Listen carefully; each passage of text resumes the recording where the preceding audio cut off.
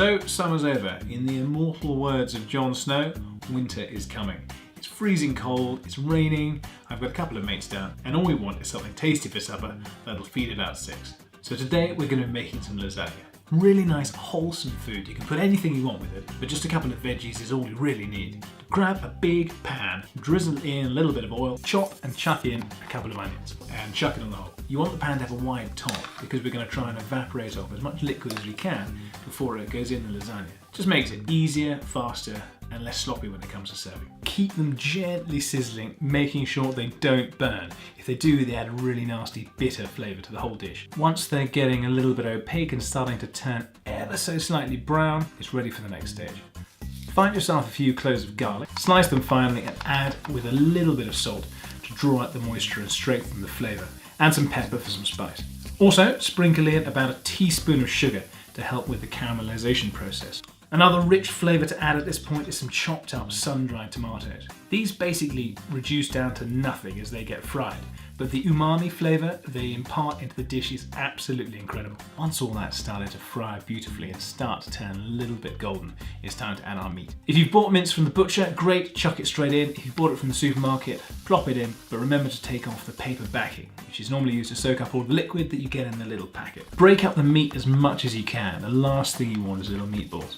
Once the meat's bashed up as much as possible and starting to cook, pop in a tin of chopped tomatoes and a small little tin of tomato puree. Whack up the heat and mix it around until it starts bubbling. The moment you see those bubbles, turn it right down to a really low, gentle simmer. Give it about 5 minutes. At this point, pop in half a glass of port and a little bit of balsamic. The liquid's going to calm everything down, so you want to turn that heat back up again to get it bubbling, and then straight back down again, just to give a gentle simmer. The balsamic vinegar cuts the sweetness of the port beautifully. And don't forget, cooking's all about balancing those flavours together. Keep an eye on your bolognese, gentle simmer, evaporating off as much moisture as you can without overcooking anything. And now it's time to make our white sauce, or in this case, a slightly cheesy white sauce. And white sauce is basically thickened milk, and the thickening agent we use for white sauce is called a roux, which is in weight equal parts butter to flour. So in this case, we're going to use 20 grams of flour. Standard normal flour is absolutely fine. 20 grams of, in my case, salted butter. If you don't have salted butter, no problem at all, just use unsalted, but don't forget to put a little bit of seasoning in it later. Pop the butter in a nicely warmed pan until it melts.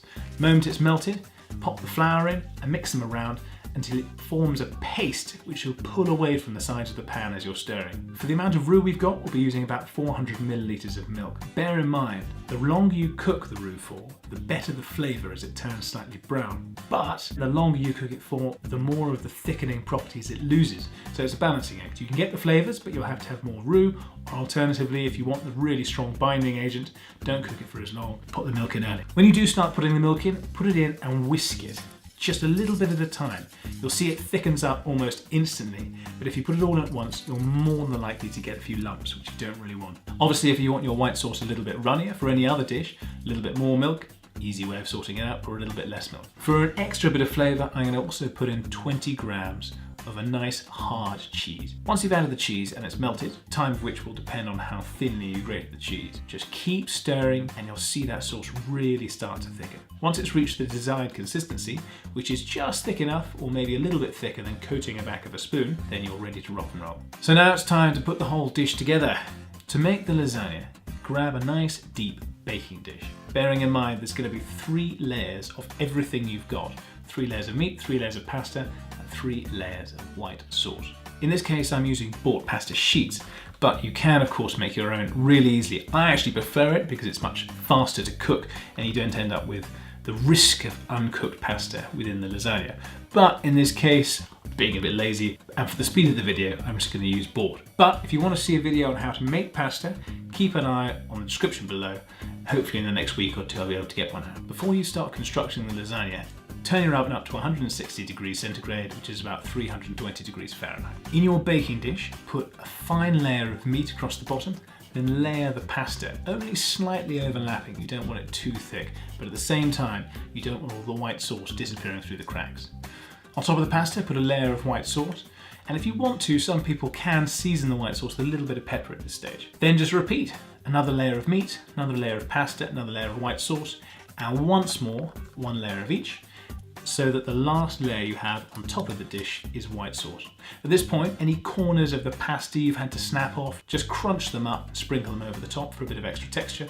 Add any cheese you've got lying around that's not too strong, grated over the top. It doesn't have to be 3 layers, it could be more, it could be as many as you want, but for this particular size dish, that's as many as work. Don't get too over the top, because if you make too many, you'll end up the pasta in the middle will never even get warm, let alone cook. At this stage, if you wanted to, you can very easily freeze the whole thing by putting a bit of foil over the top just to protect it and popping it in the freezer. But at this stage, I've got several very hungry people waiting next door, so we've got to get it straight in the oven.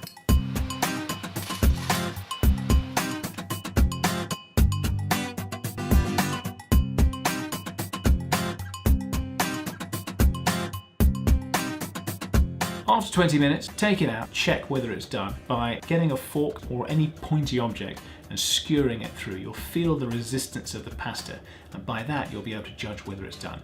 If it takes quite a bit of force to get through, chances are it's not. If it just glides through as easy as anything, ready to go.